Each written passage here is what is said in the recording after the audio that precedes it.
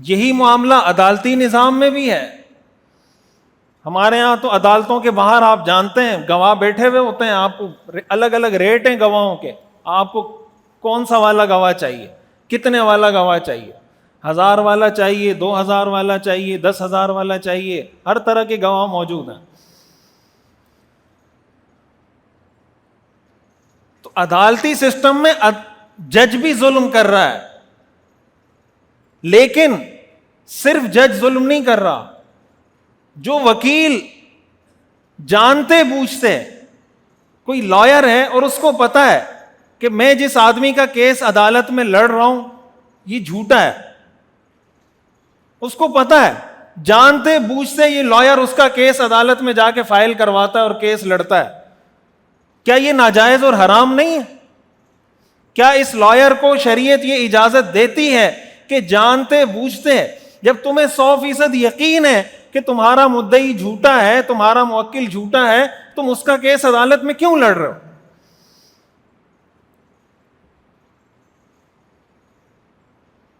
ہمارے ہاں تو ایون یہاں تک ہوتا ہے, رمضان کے دن آتے ہیں, عید کا موقع ہوتا ہے, لوگ جو چاند کی گواہیاں وہ جھوٹی گواہیاں دے رہے ہوتے ہیں.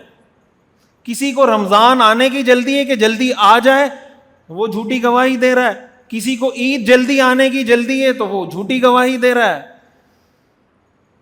لاکھوں کروڑوں لوگوں کے روزے خراب کرتے ہیں لوگ. یہ میں جو گراؤنڈ ریالٹی ہے وہ آپ کو بتا رہا ہوں.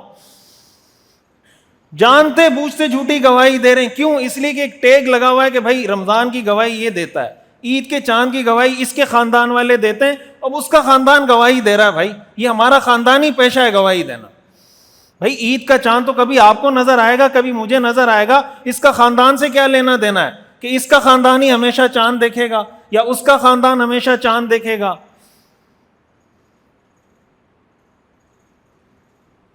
قرآن کریم میں اللہ تعالیٰ یہ فرماتے ہیں وَإِذَا قُلْتُمْ فَاعْدِلُوا, کہ جب بات کرو انصاف کی بات کرو, وَلَوْ كَانَ ذَا قُرْبَىٰ, اگرچہ تمہارا کوئی قریبی کیوں نہ ہو. تو اسلام میں انصاف کا حکم قائم اس وقت ہوتا ہے جب اس سے پہلے ہونے والی گواہی وہ انصاف پر مبنی ہو. ان اللہ یأمر بالعدل, اللہ عدل کا حکم دیتا ہے. عدل کا حکم اللہ گواہی میں بھی دیتا ہے. کتنی دفعہ ایسا ہوتا ہے کہ ایک کمپنی میں 10 لوگ کام کر رہے ہیں, ایک آدمی اپنا جو کام ہے جو اس کو بتایا گیا ہے, اس کی جے ڈی میں لکھا ہوا ہے کہ یہ تمہارا کام ہے, اس کو پراپر طریقے سے کر رہا ہے, لیکن اس کی اپنے مینیجر کے ساتھ نہیں بن رہی, یا مینیجر نے اس سے کوئی انفیئر ڈیمانڈ کی ہے وہ نہیں پوری کر رہا, یا کوئی بھی مسئلہ ہے. اب کل کو رپورٹنگ کی باری آتی ہے, ڈائریکٹر کو آپ نے رپورٹ کرنا ہے کہ آپ کے ماتحت جو 10 لوگ کام کر رہے ہیں آپ ان کی رپورٹ دیں کیسے کام کر رہے ہیں. اب آپ کسی ملازم کی رپورٹ اس لیے خراب کر رہے ہیں کہ وہ آپ کی چمچہ گیری نہیں کرتا, وہ آپ کی چاپلوسی نہیں کرتا, آپ اس لیے غلط رپورٹنگ کر رہے ہیں اوپر کہ یہ آدمی صحیح کام نہیں کرتا, حالانکہ آپ جانتے ہیں کہ وہ صحیح کام کرتا ہے. کیا یہ جھوٹی گواہی نہیں ہے؟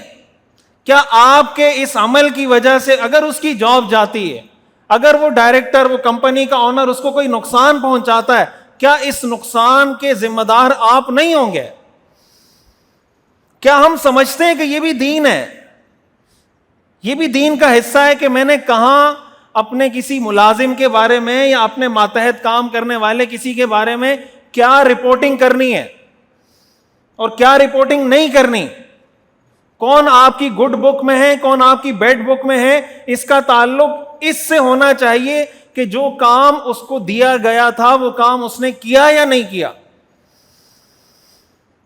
وہ کسی نے ویڈیو بنائی تھی نا کہ ایک باس بیٹھا ہوا ہے, اس نے سکہ پکڑا ہوا ہے ہاتھ میں اور نیچے پانی کا گلاس تھا, تو اس نے سکہ چھوڑا, وہ پانی کے گلاس میں گر گیا.